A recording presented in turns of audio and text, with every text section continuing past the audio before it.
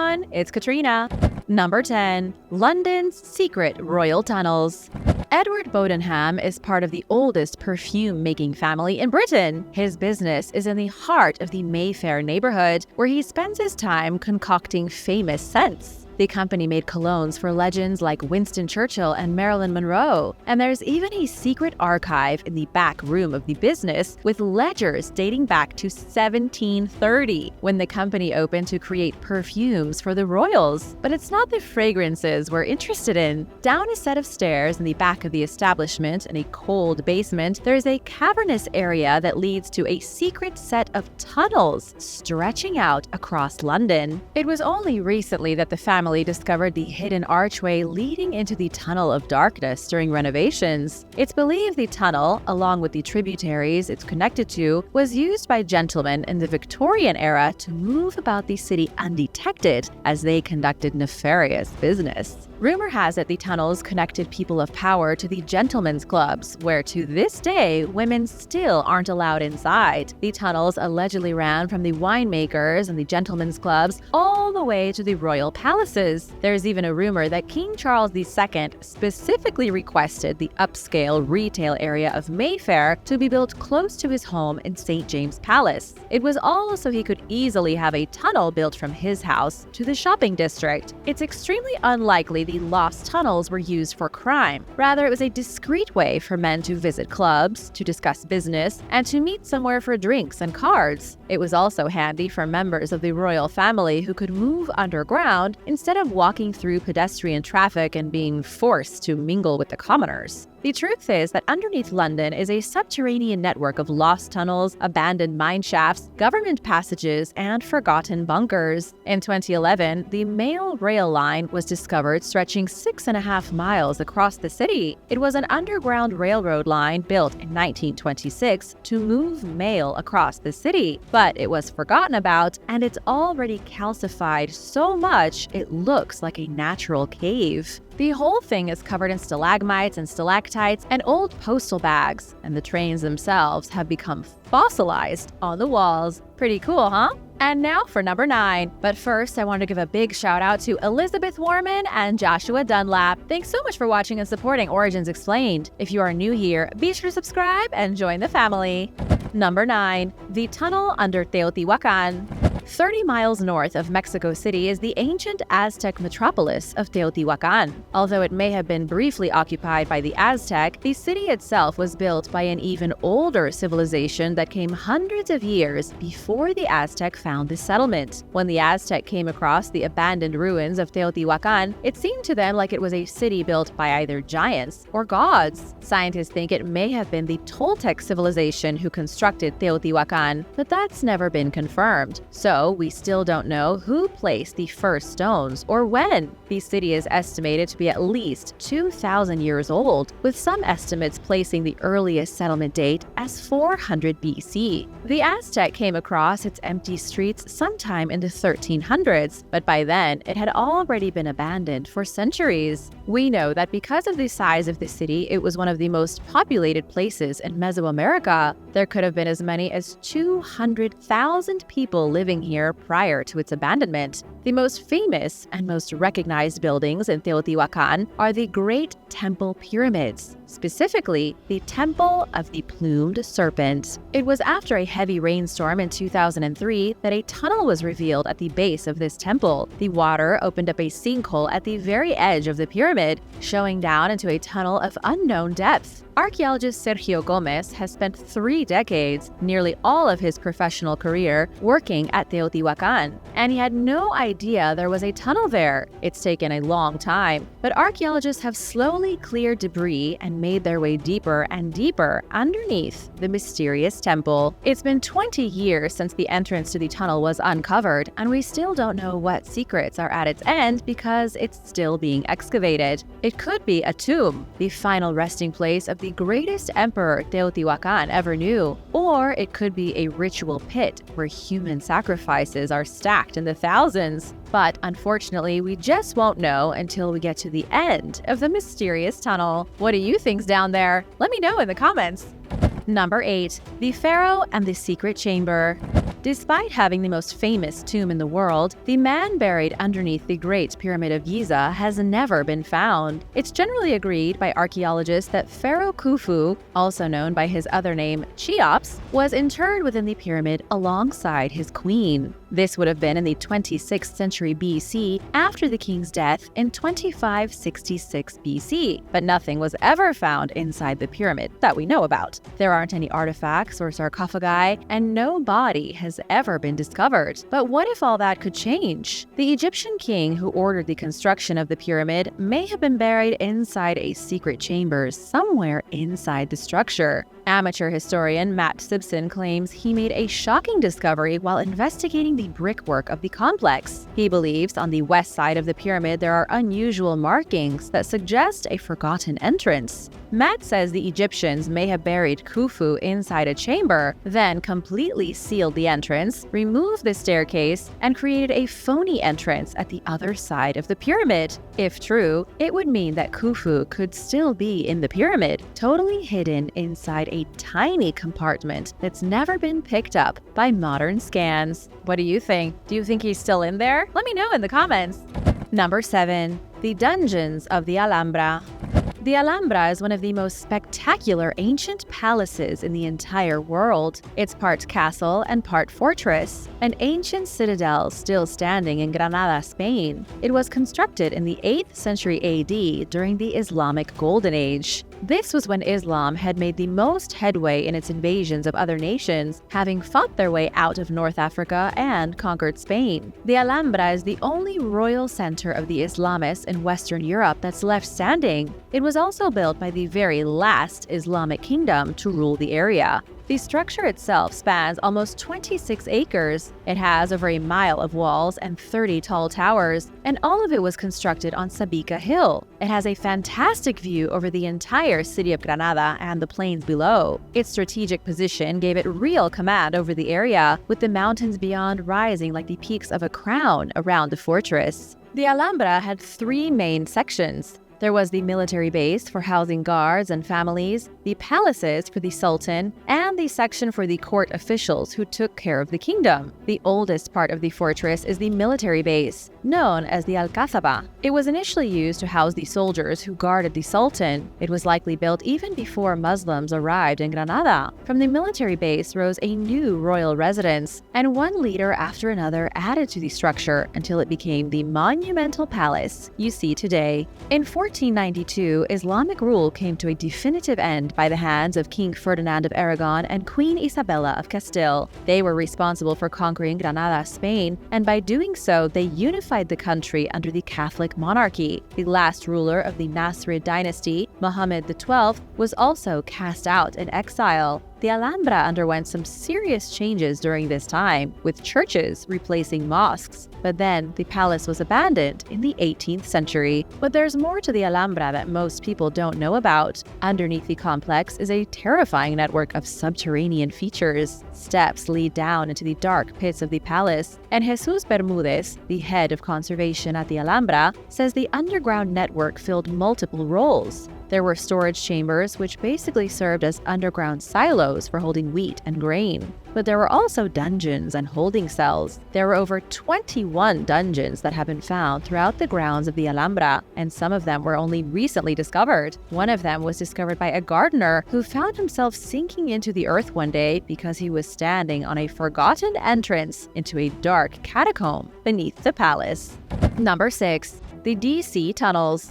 In 1924, a delivery truck was driving behind the Pelham Courts in Washington, D.C. when the vehicle fell into a crack in the earth. It looked like an oversized pothole, or like seismic activity had ripped open the earth. And when the manager of the Pelham Courts came out to investigate, he was shocked when he discovered that the crack led to a deep underground maze of interconnected tunnels. These tunnels were huge, built wide enough for a human to walk through without needing to duck. It became obvious the tunnels were built by someone who knew what they were doing. They were carved from the earth with great precision, and they were built with enameled white brick. But what in the world are the tunnels doing underneath DC? Some thought they might have been sewage tunnels, while others suggested some kind of secret German spy lair, which may not be that far-fetched because German newspapers were found inside the tunnels. But others think that instead, they were used by bootleggers during Prohibition. Sadly, the truth turned out to be a lot less interesting. Harrison Dyer admitted to being the one behind the construction of the tunnels. Harrison was the Smithsonian Institute's house entomologist, and he said he dug these secret passageways as a form of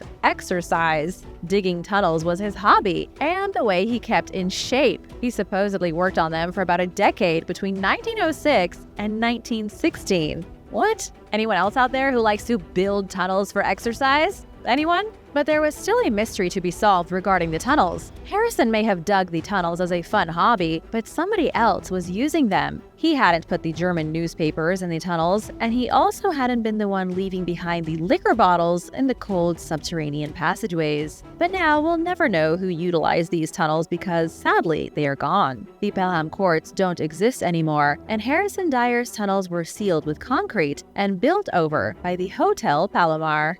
Number 5. A forgotten tomb. Archaeologists in Egypt have stumbled across an ancient underground tomb from 3,200 years ago. There are plenty of subterranean tombs in Egypt, but this one has something particularly exciting inside of it. Within the hidden chamber of the tomb is an elaborate series of wall reliefs. The reliefs are carvings, ancient Egyptian artwork showing the owner of the tomb and his wife participating in religious rituals. The owner of the tomb was a man named Panesi. We know this because of inscriptions found at the funeral complex. He was the steward at the Temple of Amun in 1250 BC, during the reign of the greatest pharaoh ancient Egypt ever saw, King Ramses II. It was also in the days leading to the Bronze Age collapse, the last few decades before Egypt fell into chaos and the Nubians from the south took over. Today, the Temple of Amun is in ruins. The courtyard is barren, the walls are mostly gone, and the floor has turned to sand. But while the upper part of the temple is largely destroyed, the passage leading down to the underground burial chambers is still really well preserved. It was at the bottom of the temple, following the passage through the earth, that archaeologists found the tomb of Panesi and his wife, Baia. The stone reliefs inside his tomb show how he and his wife participated in religious ceremonies. One stone depicts the couple seated at a table across from a priest. The priest's name was Piai, who likely worked for Panesi. He may have been tasked with supervising Panesi's burial and ensuring that he and Baia had proper passage to the afterlife. Number 4. The Pyramid of the Jungle. The largest pyramid in the entire world was found in the jungles of Guatemala. The pyramid is said to be even bigger than the Great Pyramid of Giza, which is quite impressive considering that the Egyptian pyramid stands 450 feet tall. El Mirador is one of the most mysterious ancient Mayan settlements. It was seen for the first time from the air in 1930, but its remoteness in the Guatemalan jungle has always made it difficult to explore. For this reason, it hasn't been thoroughly investigated. In 2003, archaeologist Richard Hansen from Idaho State University decided to be the first one to investigate. So he got a team together and trekked into the jungle to locate the pyramid. And amazingly, his team found evidence of what may have been the biggest Mayan city ever built. Also, they potentially uncovered the tallest pyramid in the world. Even with all these amazing discoveries being made, El Mirador is still largely ignored. It's only accessible if you are willing to trek for nearly a week through the brutal and inhospitable jungle. It's not the kind of trip most tourists are making when all they want is a relaxing time on the beach. But what else do we know about the giant pyramid in Guatemala? El Mirador thrived 2,600 years ago and began to slowly lose its power in the 3rd century BC. It dwindled, and by the 9th century AD, the entire settlement was utterly abandoned. In the years since then, the jungle has swallowed the city. Even the pyramid temple of La Danta was mostly covered over by the jungle and partly buried under debris. The pyramid stands 236 feet tall and has a total volume of roughly 99 million cubic feet. And while the Great Pyramid of Giza may be taller, it only has a volume of 91 million cubic feet. La Danta is one of the biggest ancient structures in the world, with a staircase leading all the way up to the top. And at the peak of the pyramid, it feels as if you are standing at an observatory in the jungle. You can see over all the trees like you're standing in the middle of a green ocean. Number 3. The Gorham Cave Chamber.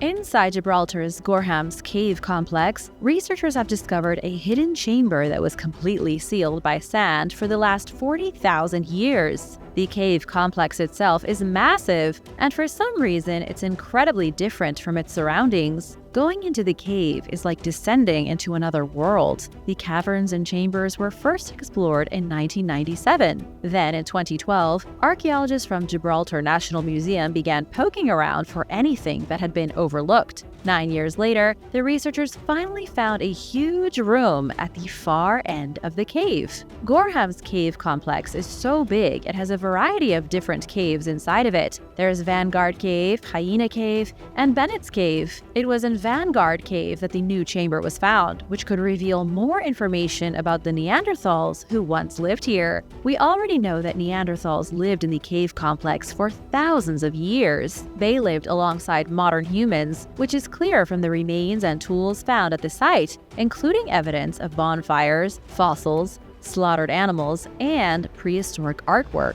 Inside the unsealed chamber, archaeologists found the ancient remains of a wide variety of carnivorous animals, like the griffin vulture and the hyena. They also found scratch marks on the wall. Clive Finlayson from the National Museum compared the discovery to finding the tomb of Tutankhamun. He said it was sobering walking into a place where nobody else had stood since the dawn of humanity. It's not exactly clear what went on in the cave's lost chamber, but it looks like it had something to do with food, considering all the animal remains. Archaeologists also found shells, which only made it into caves when people brought them there to feast on them. Scientists also think that Gorham's cave complex as a whole may have been the last sanctuary for Neanderthals before they went extinct. The last Neanderthals on the planet died about 40,000 years ago, the same time this chamber was filled with sand and lost to history. Number 2. The Lost Dead of Siberia.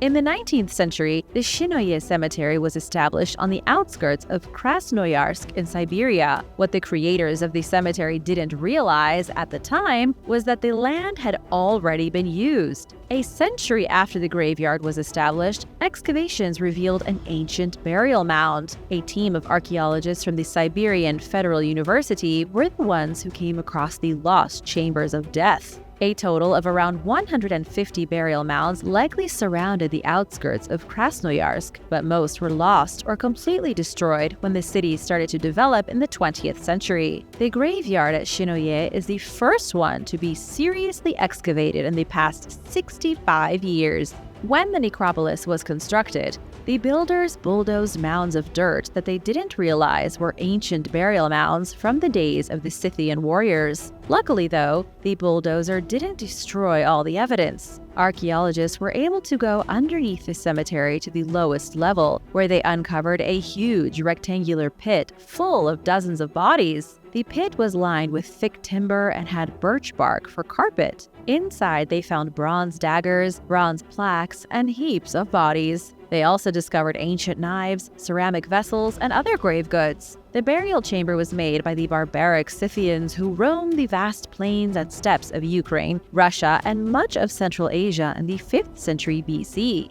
They even roamed as far as China, but the Scythians weren't necessarily a single people. The term refers to the Iron Age denizens of the area who all shared a certain lifestyle. They rode horses, had the same weaponry, practiced similar styles of artwork, and most of them were nomadic, but there were different cultures and ethnic groups among them. Scythian is more of a blanket term for the horse-riding cultures of the steppes. Number 1. Secrets of Tutankhamun's tomb. Archaeologists have been hunting for Queen Nefertiti's burial place for over a century. Famous leaders of ancient Egypt like Nefertiti, Queen Cleopatra, and Alexander the Great have never been discovered, but we do seem to be closer than ever to finding the lost burial place of Nefertiti. In fact, archaeologists may have found her resting place back in the early 20th century without even realizing it. The mausoleum of King Tut is in the Valley of the Kings, and it was discovered by Howard Carter in 1922. Recent evidence has come out suggesting that Carter wasn't a very good archaeologist and that he may have stolen treasure from the tomb. But that's neither here nor there. We are talking about Nefertiti, King Tut's stepmother. King Tutankhamun wasn't even that important in the grand scheme of things. He was buried 3,000 years ago after dying at the young age of 19 in 1324 BC. He was only king from 11 to 19, and then he was placed in a surprisingly small chamber upon his death. And archaeologists have always wondered why the boy pharaoh was given such a pitiful underground hole for his final resting place. Egyptologist Nicholas Reeves, who's affiliated with the University of Arizona, doesn't think the tomb belonged to Tutankhamun at all. Reeves says King Tut's tiny tomb is only an antechamber, like the foyer to a house. He believes the real tomb belongs to Nefertiti and that it could be accessed through a door somewhere in the tomb that has yet to be found. The idea is that Nefertiti was far more important of a ruler than her stepson. Nobody liked Tutankhamun, so he was buried in the antechamber, and Nefertiti got the grand tomb. Nicholas Reeves thinks Nefertiti's tomb is somewhere adjacent to Tutankhamun's tomb, accessible through an unknown hidden chamber or passage. Do you think we'll ever find Nefertiti's tomb? Let me know in the comments below. And while you're at it, be sure to subscribe. Thanks for watching, and I'll see you next time. Bye!